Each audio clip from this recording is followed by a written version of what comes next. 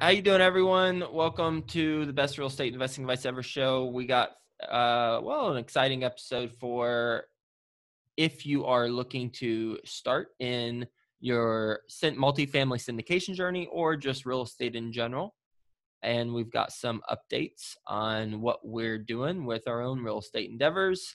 If you have any comments, questions, comment below underneath this video, and we will get to it on this episode if you're watching it live. Or if you are watching it live, we might not get to it on this episode, but on a future episode for sure if Grant, our team member, doesn't address it in the comments. So with that, let's get going. How you doing, best ever listeners? Welcome to the Best Real Estate Investing Advice Ever show. I'm Joe Fairless. This is the world's longest running daily real estate investing podcast. We only talk about the best advice ever. We don't get into any of that fluffy stuff. We got Follow Along Friday today.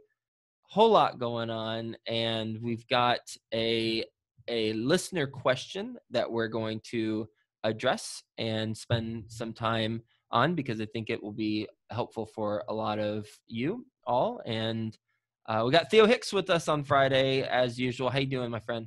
I'm doing great, Joe. How you doing? I'm doing great too. You have the vacation glow already, even though you are not quite yet on vacation. Real quick, where are you headed tomorrow?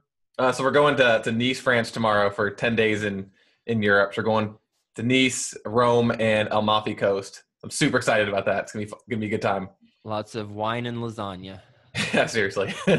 I literally ate lasagna every single meal when I was in Italy for our honeymoon. Every single meal not breakfast, but lunch and dinner, lasagna. So yeah, I'm gonna come. My next follow on Friday. My face will probably be a little bit bigger from all the carbs that I'm gonna eat. Well, enjoy yourself, and we've got an episode today where we're gonna be talking about listener questions. So what do we got going on? So the question was submitted by Elijah, and it was a great question, and I think it's very applicable to anyone who is interested in becoming an apartment syndicator at any point in their investment career. Because Elijah, just a quick background on him, he's a senior at Texas. What school? Texas A&M. Oh, Texas A&M. Never mind. We don't want to answer his question. Yeah. Just kidding. He's already gotten his real estate license, and he's read and listened to all the books and podcasts and seminars, or at least a lot of them, in regards to real estate investing. So his question in particular is two parts, but I think what we're going to say will address both of them.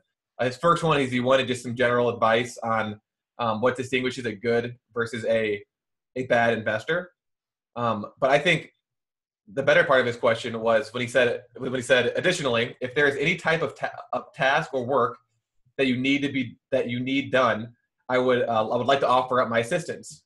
Though I may be young and have little experience, I will work hard. I'm constantly looking for an opportunity to get into the industry and prove myself, and I'll do just about anything that I can do to further my knowledge and begin building my real estate investment skills. So he wants to become a real estate investor.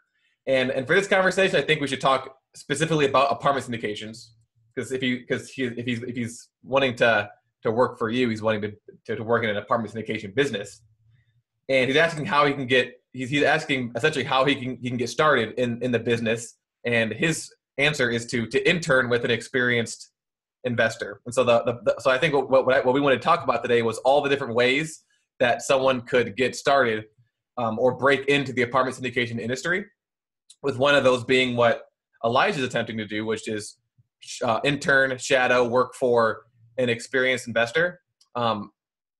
So do you want to provide some just kind of your thoughts on that? And specifically, I know you wanted to explain what you usually do when someone reaches out to you asking to intern for you.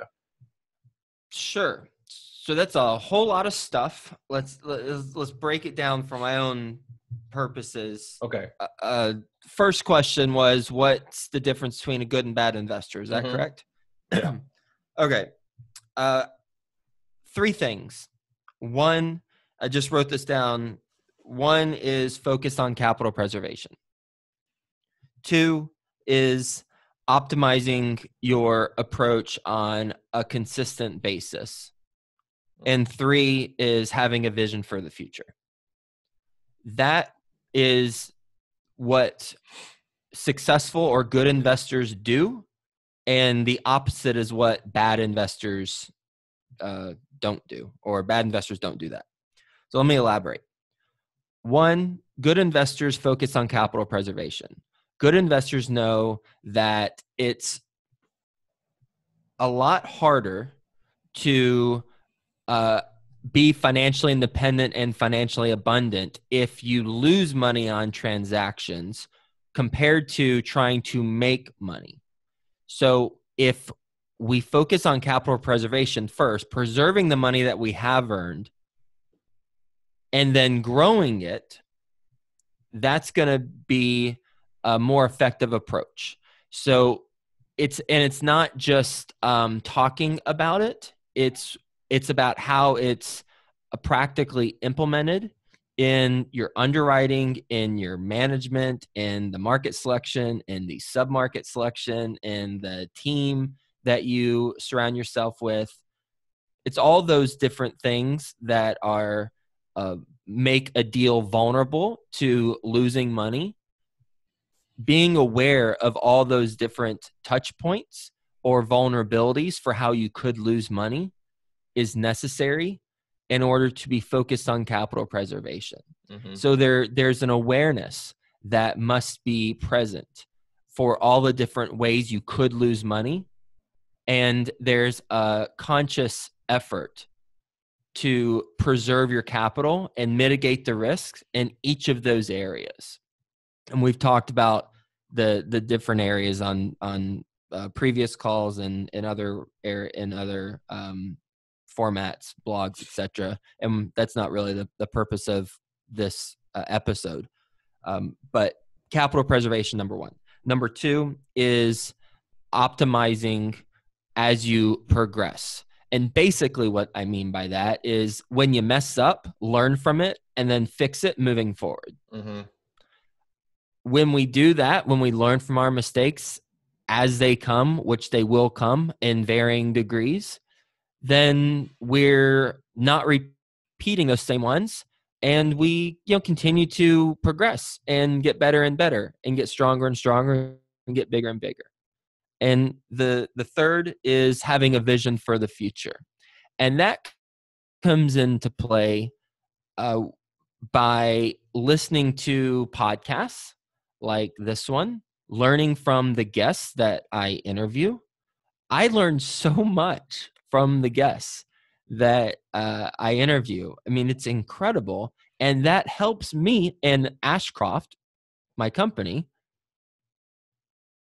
build greater and greater results, achieve greater and greater results, because I'm learning a lot from all the people I'm interviewing. And fortunately, we're recording those interviews, so everyone who's listening can learn from the people and then apply certain things from interviews into our business and help with that vision for the future. Because regardless of where we're at in our real estate journey, there's always something that we can aspire to, and there's always someone we can model, whether or not it's just from a pure portfolio value standpoint. That might be, you might be at the top of the world if you have the largest portfolio, but perhaps I interview a wholesaler and you don't even do wholesaling. Perhaps I interview a wholesaler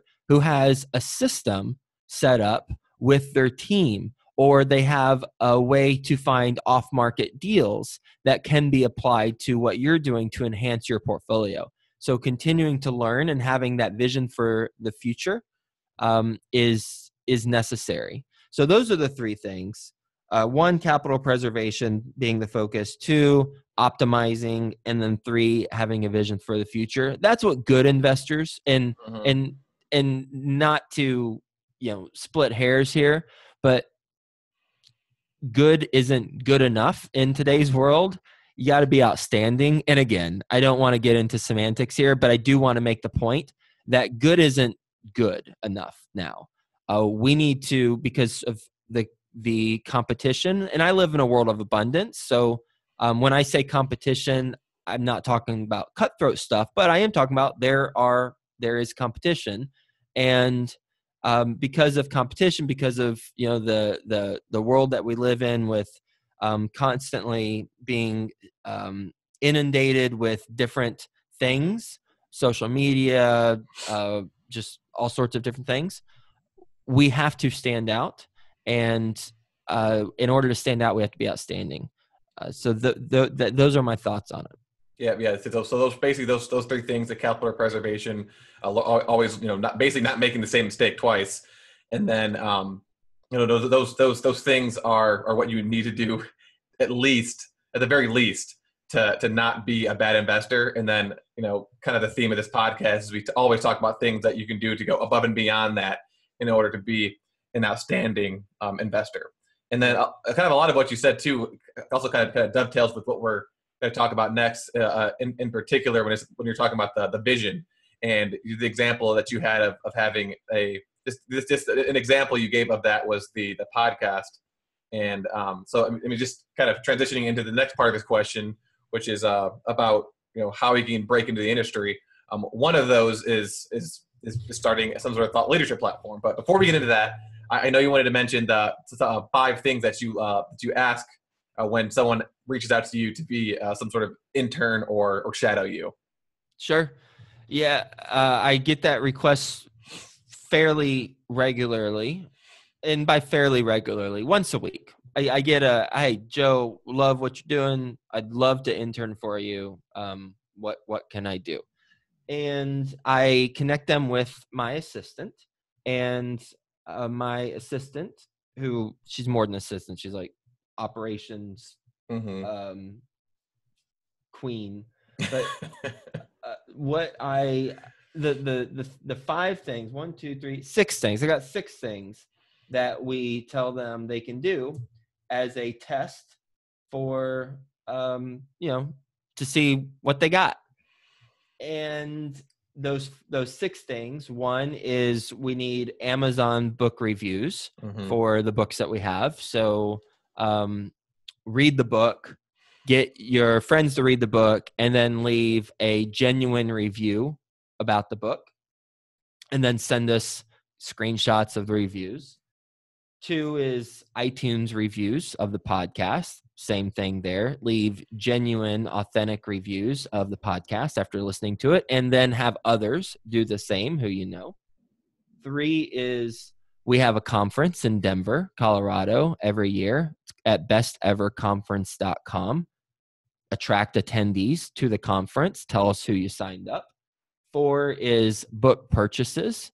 Buy the books. All the profits go to Junior Achievement in Cincinnati. I don't make a penny on it, but it helps with the Amazon ranking of the book, which then encourages other people to buy the book because it's ranked higher and it's shown at more prominently. 5 is advertising sponsors for the podcast. Right now, that's not necessarily a need because we're booked out with sponsors, but that is another way. If they have a sponsor, then great. Samantha will connect with that sponsor, and if they are responsible for signing up a sponsor, then that's very valuable. And then 6 is finding an off-market deal. This is a taller task. Finding an off-market deal, 150 plus units, value add in a large city, built between 1980 and 2005. Much taller task right there, but that's the 6th. And 99% of the time, we don't hear back from them. We don't hear back from anyone after we say, oh, you want to intern? Great. Here's a test. Go do one of these 6 things and do it take massive action with it. Send us the results, and then we'll have a conversation. We do it as a filter. We have a threshold, a higher threshold. And we don't hear anything back 99% of the time. And that's okay. I mean, I'm fine with that because it's a screening process to screen out anyone who was up late at night, listened to the show, was sending an email and then forgot about it when he or she woke up the next morning. Mm-hmm. You know, it was a priority for them at that moment in time, but yet it's not a consistent priority over a longer period of time. And isn't that the case with some people, regardless of if they're just starting out wanting to intern, just in general? It's a priority at some period in time, but not a priority over a consistent period of time. So those are the things I do. How that can be applied for any best ever listener is have a filtration process for how people intern for you or with you. And that will screen out a lot of individuals, and that will help you be more efficient and effective with your time, because you're now only working with those individuals who have put forth consistent effort to generate business results for you, and they've already proven their value. Mm-hmm. Therefore, it's likely, although not guaranteed, that they will continue to prove that they are valuable to the business once they join. Yeah, and if I was listening to this and I was on the other side, I wasn't the person that was trying to hire interns, but I was someone who was attempting to become an intern, and I heard you just mention the 6 things that you ask an intern to do as like a test. I wouldn't even reach out to you first and say, hey Joe, what can I do for you? I would just do one of those things or all of those things. I mean, obviously I couldn't just find a deal out of the blue, but I would do those things. Say, hey Joe, I read your book, I read your podcast, I did all of these things, and then send you kind of screenshot all of it, and then ask you, hey, I'm interested in interning for you, just so you kind of address that test up front. So I know you mentioned before that if you want to intern for someone, you'll listen. Let's say you're listening to a podcast of an apartment syndication, consider like this one, and the person brings up a problem they're having in their business, or some sort of need that they have. Just address it for them, do it, and then tell them you did it.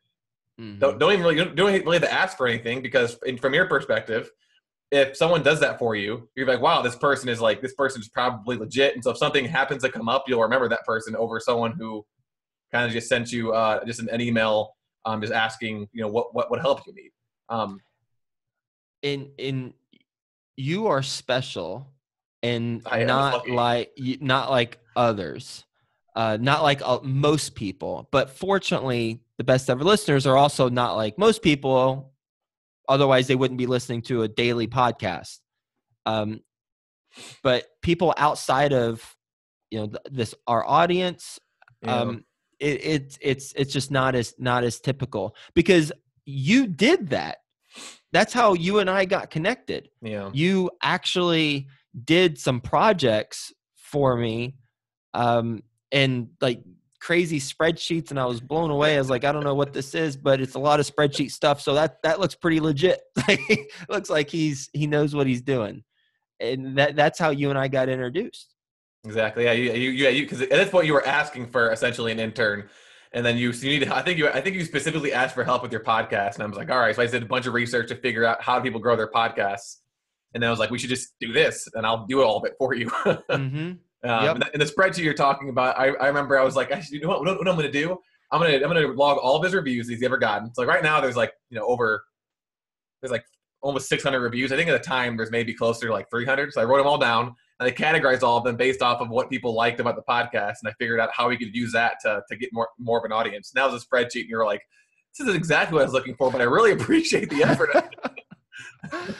It worked. Yeah. And whenever I was in advertising, my previous career, I would speak to individuals who wanted to get into the advertising agency world. They were college seniors, and they asked me the same question: how do I get a job at an advertising agency? And it's the same answer.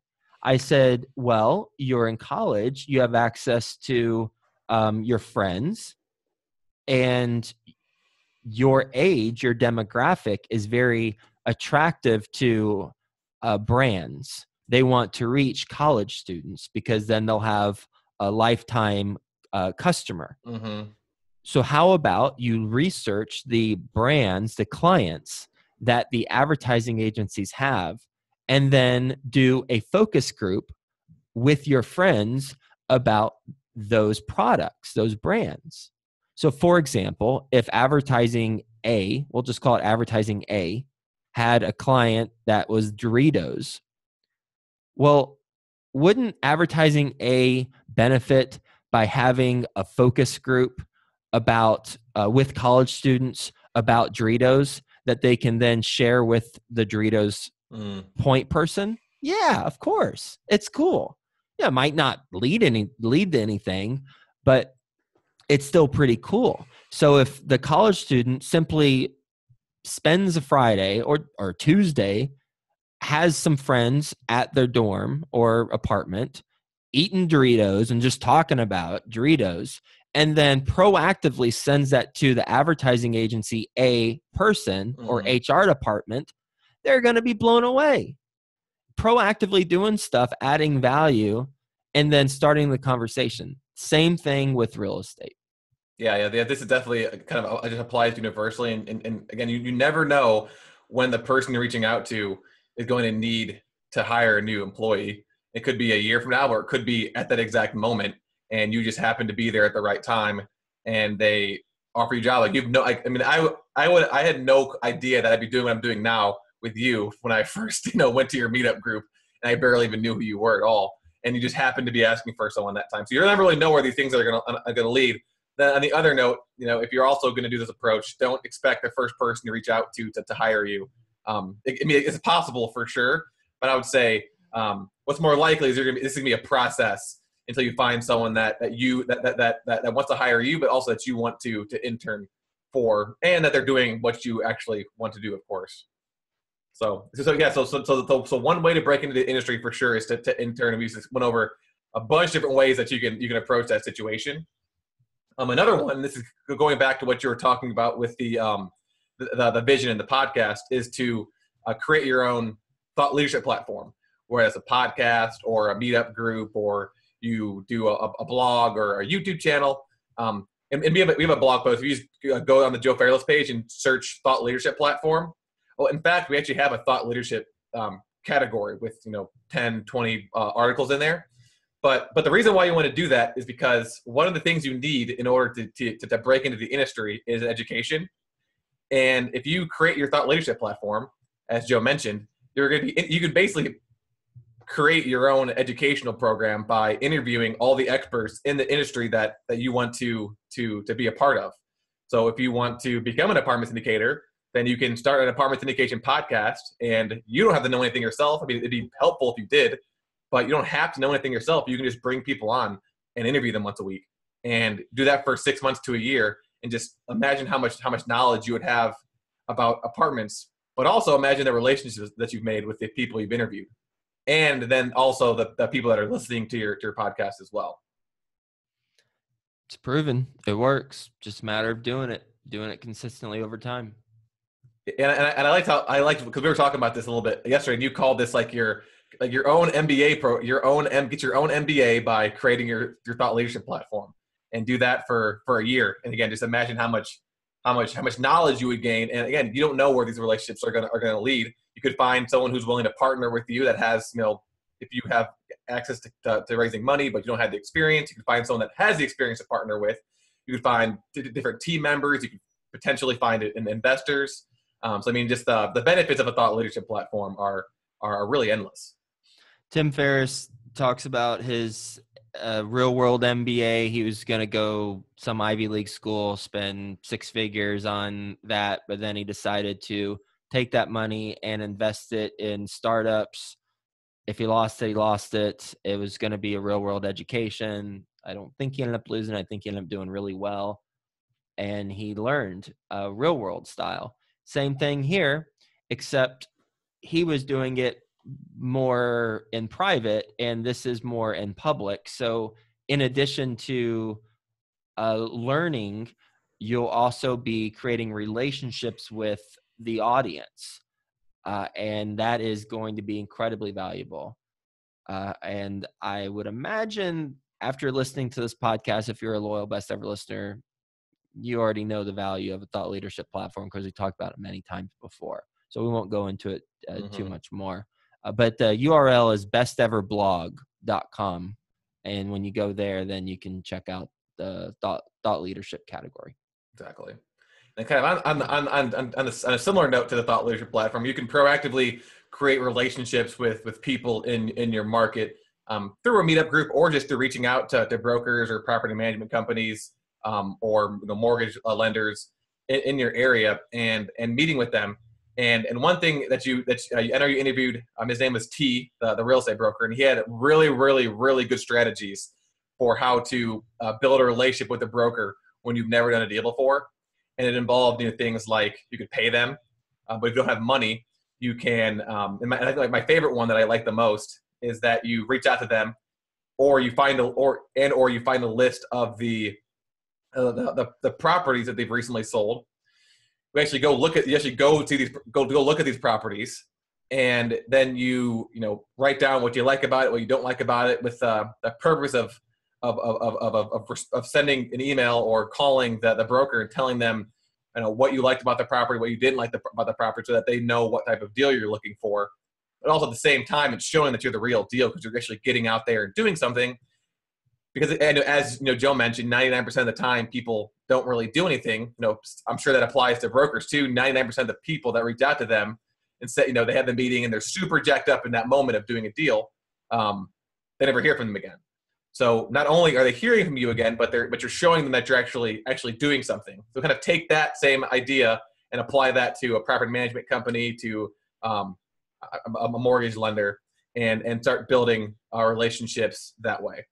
That is really what sets good investors apart. I'm build on what one of the points or maybe add a point to Elijah's question. When we're at a conference and everyone's pumped up and everyone's in the moment and everyone's connecting and everyone's going to be best friends for life, and it's great. It's wonderful. But then fast forward 1 week, how many people don't follow up? How many people don't continue that momentum? I did gratitude training in December of last year, and I spoke about, it was kind of a wacky experience. I forget what episode it was, but I thought it was a cult going into it, and coming out of it, it may or may not be, I'm not sure, but I got some lifelong lessons from it. So perhaps it was worth the time. But what I want to mention about that experience is that I connected with a couple people, and one of them, we've stayed in touch. We've stayed in contact. Another one, she was a single mom in Charlotte, North Carolina, worked for the government. I'm guessing made $35,000 or so a year. She was looking to buy a house for the first time, and we connected really well. We had lunch one of the days, and because I told her I was in real estate, and she was wanting to buy, like, typical house, white picket fence, that sort of thing. And I said, well, what about house hacking? I didn't call it house hacking, but I told her, the house hacking thing. And she said, it like blew her mind. She was like, really? I said, yeah. Why don't you not pay a mortgage? Instead, have someone else pay your mortgage, and then you live rent free. Or if you get a really good deal, you make $10, $100 a month, and you still don't have to pay a mortgage, and someone else is paying your mortgage. She was blown away. She loved it. She wanted it. I followed up with her 3 weeks after. Nothing. She didn't reply to my Facebook message. And I hate Facebook messages. I always do email. I hate Facebook messages. But I like cared about her so much. I followed up with her, and she just faded to black. And I don't know. I mean, it's one example, but it's actually it's a microcosm of just generally people's approach. In Tony Robbins conference, same thing. So it's not just this gratitude training where it was a little wacky, But Tony Robbins conference, Unleash the Power Within, went there in November. We met up with a group of 8 or 9 individuals. We all connected. One of them had the idea of a Facebook group where we have a private Facebook group. And immediately when I think that, I think, well, it's great in the moment, but it's not going to last long term unless I'm thinking this, unless I lead it, because I will make sure that the community stays engaged. But he had the idea and he was a go-getter. So he led it. Fast forward, what are we, 8 months later or so? Crickets, nothing. And some of it's on me. If I really wanted to do it, I could get the group more engaged, but that's just how we are as human beings. And the point of all of this is that if we consciously make the commitment to be in the moment consistently and follow up consistently and do things consistently after everything is perfect in the moment, then that's where we're really going to stand out, and that's where we're going to get the results. Because in those moments at those conferences, I'm even kill because I know exactly what's going to happen to 90% of the connections. Nothing's going to take place afterwards because people just don't follow up. But when we do, then we can stand out, and then we can truly become outstanding. Well, Dan, I'm in total agreement. I see the same thing, and of course, I mean, I also am a victim of this as well. But what I do, because I know if I didn't have systems in place, I would forget everything. And so I always have like a piece of paper next to me with like everything I need to do for that week. And whenever someone tells me, "Hey Theo, even something as simple as call Verizon Wireless to check up on to change our phone to international," like I would completely forget. And so I walk into my office, I write it down, I circle it. Circles means like it's a high priority, and I make sure that at the end of the week I have X's through everything. And you're very good about that. Working with you for as long as we work together, you are very good at that. And I mean, again, it doesn't take that long.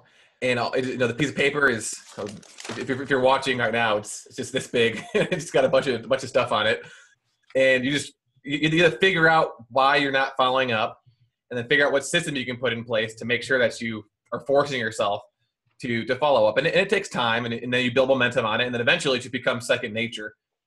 But again, it's just so important because you just don't know where just a simple follow up can lead to. And go ahead. Here's my piece of paper. If you're watching it, I have highlights and you got I have the the highlighter list, too. and I highlight it through. I've got a pen now that has a highlighter and a pen, so it's fun to highlight once it's done. Actually, I might do the highlighter instead, just because it's a lot brighter and like it's cool. Yeah, more of accomplishment. So kind of those three things that we mentioned, the interning, the thought leadership platform, and then just kind of forming relationships and then following up. Those are kind of the three main ways to break into the industry. Just to list off a couple of others that you can do. As Joe already mentioned, you can find them a deal. You can find the Apartment Syndicator a deal and bring it to them, and get some sort of a finder's fee or get a chunk of the GP, or just ask them, "Hey, here's this deal. Do you mind if I literally shadow you through this entire process, and I'll just give you the deal and not take anything?" Depending on what you want to do and what your outcome is. That's probably I would probably be more in that latter camp, just because I would want to, again, assuming I didn't know anything about apartment syndications, that's what I would do, because I want to learn what's going on. Another good way to learn about it is to passively invest in a deal. Now, again, you need money for this, and you're not going to be able to control it, but just going through the process of the new investment call, and then getting all the different updates that are provided by the syndicator after the deal's closed, you'll learn a lot more than you would otherwise, by actually being involved in an actual deal and kind of seeing what the week to week, month to month operations are like. And then finally, the other thing I can think of, and Joe, correct me if this is something that you're not allowed to do, but raise money for a syndicator. So if you don't have any experience, but you have access to private capital, you got a network of high net worth individuals, your family, you got family money, whatever it happens to be. Get verbal commitments from them. Tell them that you're interested in becoming a apartment syndicator, and that if you find something that meets their investment goals, would they be interested? And then reach out to a syndicator. Again, correct me if you're allowed to do this or not, and offer to raise money for their deals. Episode 1054, getting paid to raise capital without being a broker. I interview Amy Wan. She is a securities attorney, and we talk about how to do that legally. Episode 1000, we meaning she talks about how to do that legally. Episode 1054, getting paid to raise capital without being a broker. Great. So it is possible, and listen to that episode to learn exactly how to do that legally. And then get creative. I guess is the last one. Figure out what you're good at, and we already know what you're good at. So identify what you're good at, and then figure out how you could apply that to breaking into the industry. We've all got unique talents and completely different backgrounds, and so what we provided today are kind of general ways to enter. But if you have another way based off of your background or your experience, or wherever you are financially at the moment, do that and tell us about it so we can add to our list. And then we have an article, 6 ways to break into a multifamily syndication. If you just search that, you'll find it. Yep. Just Google that and you'll find the answer, or find that blog post. Great. So do you have anything else that you want to add to this topic, or do you want to move on to? I'm good, my friend. All right. On some updates, besides personally me being super jacked up to go to Europe for the next 10 days. From a business perspective, as everyone knows, I've got my 3 fourplexes, and we're finally fully occupied. And we just signed the last lease yesterday. So we've got 12 units from there. And then also for our single family house, they're moving in a week or two, actually. I'm not sure exactly when, but it's the last week of June. So sometime next week. And their lease technically started in April. So I was going to say, they've been paying you for a while, because we talked about that a while ago. Yeah, they've been paying us since April, but they're actually moving in June.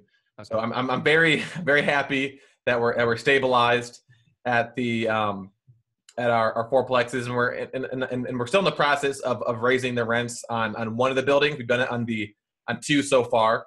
And again, we raised the rents for the 1 beds from $750 to $825, and for the 2 beds from $750 to $825, and for the 1 beds, $580/$600 to I think between $650 and $685, depending on the unit. And then for the second building, 2 people left and said no. So those are the ones that we had to fill, and then we're working on the 3rd building right now.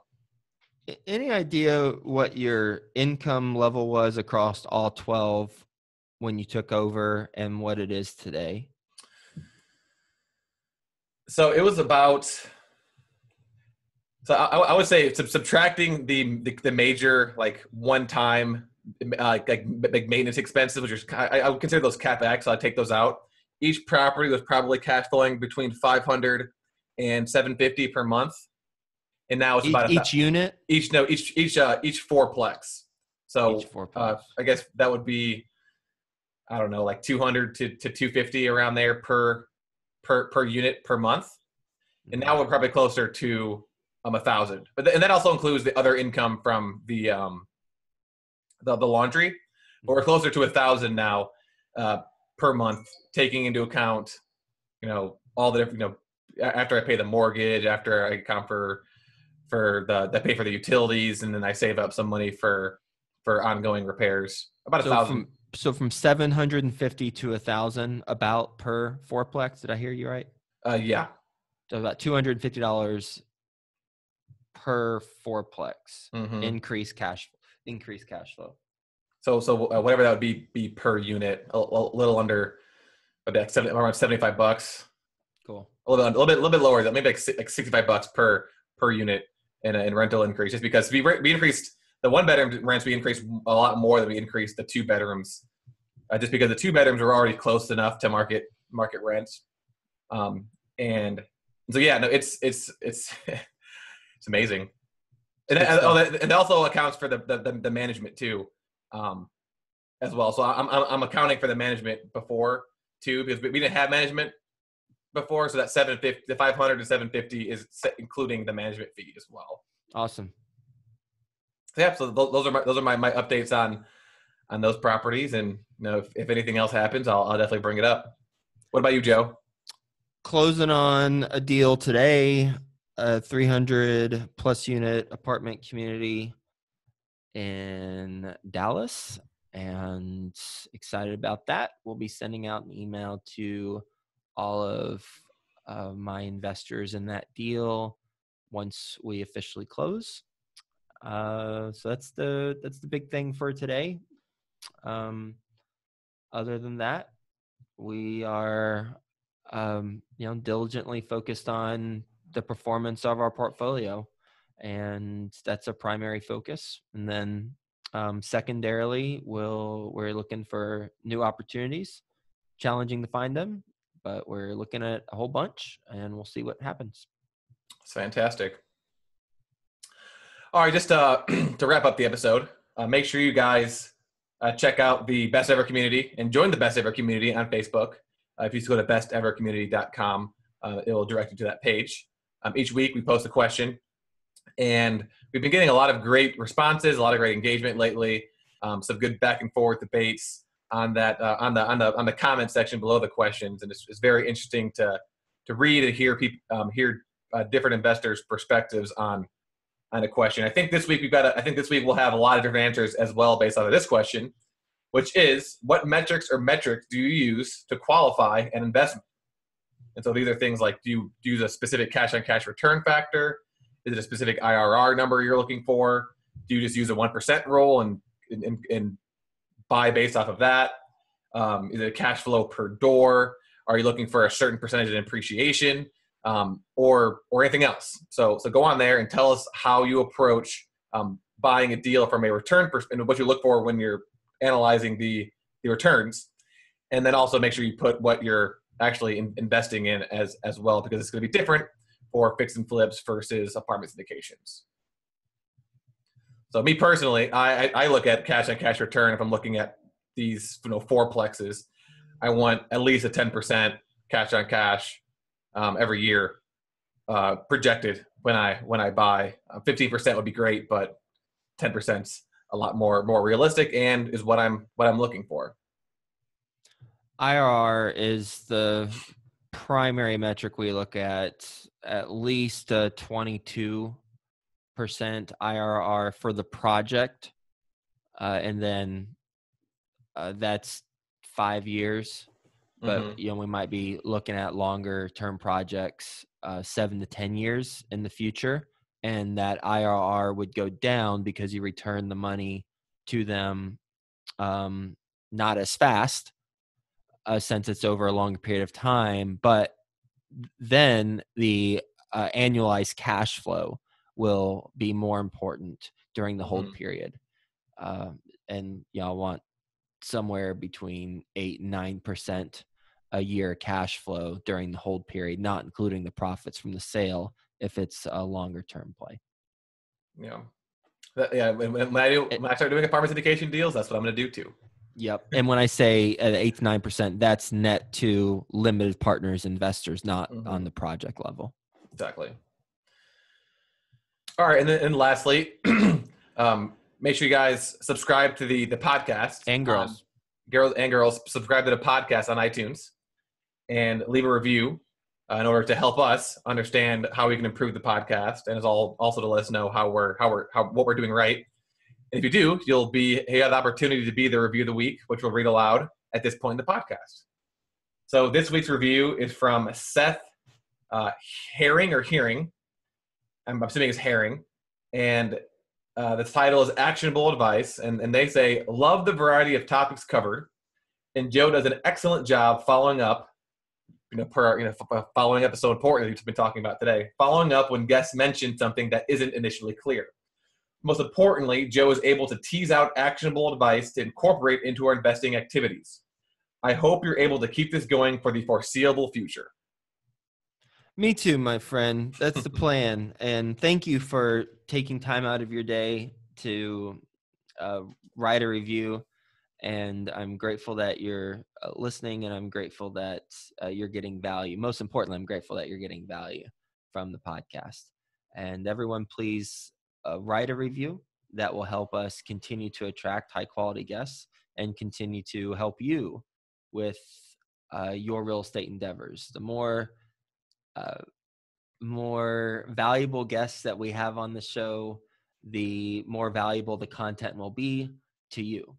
And you can help with that by writing reviews, because that helps with the exposure of the show. So thanks for that. Thanks for spending time, and everyone, thank you for hanging out with us today. Hope you have a best ever day. We'll talk to you tomorrow. Theo, enjoy Italy and everywhere else you travel overseas. And we will be doing a follow along Friday in 2 weeks. 2 weeks, I believe. 2 weeks. 2 weeks from now. All right. Talk to you tomorrow. Off. All right. Bye.